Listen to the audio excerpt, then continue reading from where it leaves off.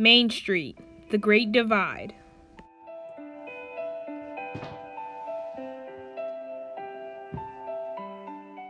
Main Street is one of the major streets in Buffalo. It is also a line of segregation, which is due to redlining. Approximately 85% of people who identify as Black in Buffalo live east of Main Street.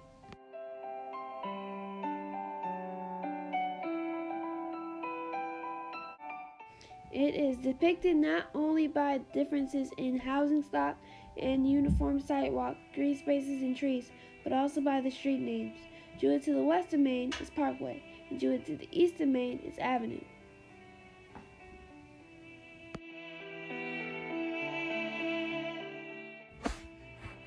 Redlining, the denial of financial services to a resident of a neighborhood based on race or income directly or by charging high.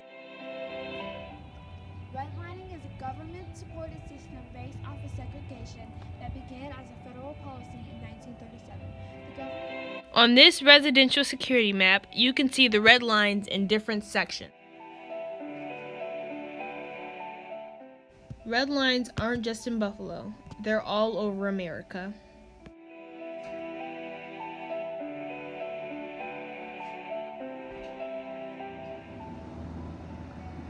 The Federal Homeowners Loan Corporation made residential security maps for major American cities. These maps were graded into 4 categories, based mostly on their racial makeup. Neighborhoods with minority occupants were marked in red, hence the redlining, or in yellow. Neighborhoods with white occupants often lived in green or blue neighborhoods.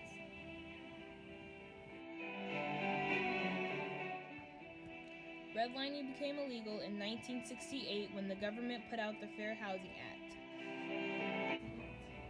So the Fair Housing Act, it's a federal law that was first passed in 1968.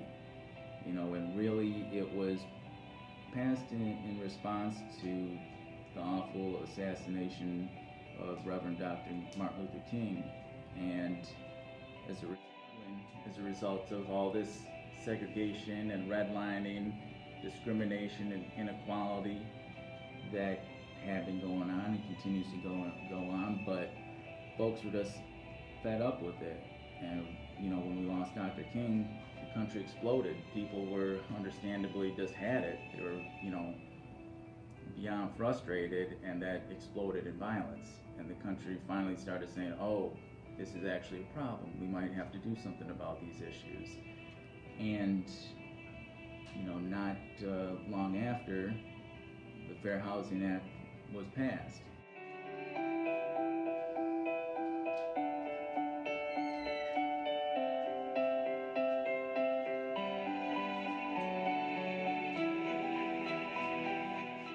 Segregation is one of the many consequences of redlining.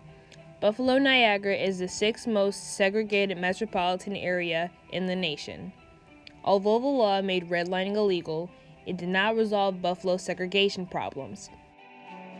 Idea of separate but equal, where it's fine if everybody's separate, but we'll have equal things, which is really never the case. I mean, if you look at because a lot of wealth is sectioned off in different communities, and if that wealth isn't shared, then other people can't get at it, you know what I mean? So if you look at these schools in the suburbs, in these, and not all, don't take it on saying it's all, in some of these predominantly white, affluent communities, they have more money, and they have more resources, and they have more access to things than people in some of these other communities.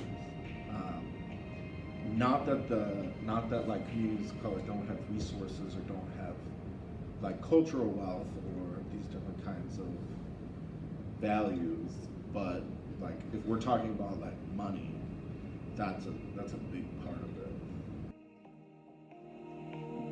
Segregation is not the only consequence of redlining.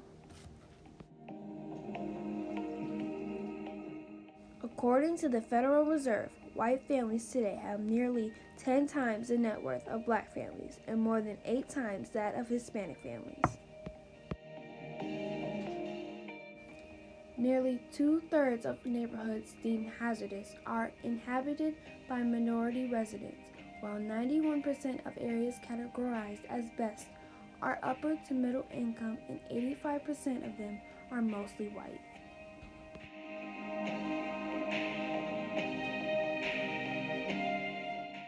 Another consequence of redlining is the continuation of redlining.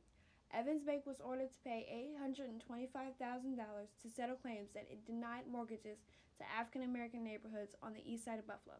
This didn't happen in 1937. It happened in 2015.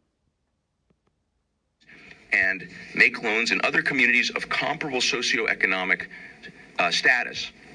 The only difference being race. So it is in our job in the Office of the Attorney General and working with our colleagues who are standing with us today to ensure that this sort of discriminatory practice does not go on in the state of New York. I honestly never thought I would get to bring a redlining case, or I would have to bring a redlining case, because this is a problem we thought we'd put behind us a couple of decades ago. It is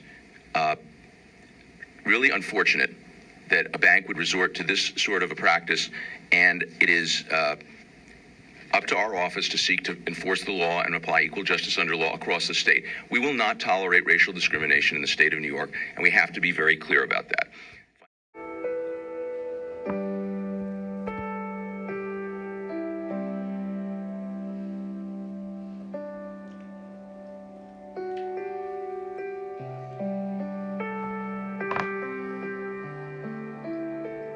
If you have questions about redlining or know of someone who has been unfairly denied housing, please call